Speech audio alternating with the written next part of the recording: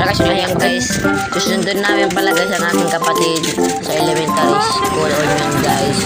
Yan, lakad-lakad muna tayo guys. Kasaya ko pala guys ang aking kapatid na si Kaya Esplebosa guys.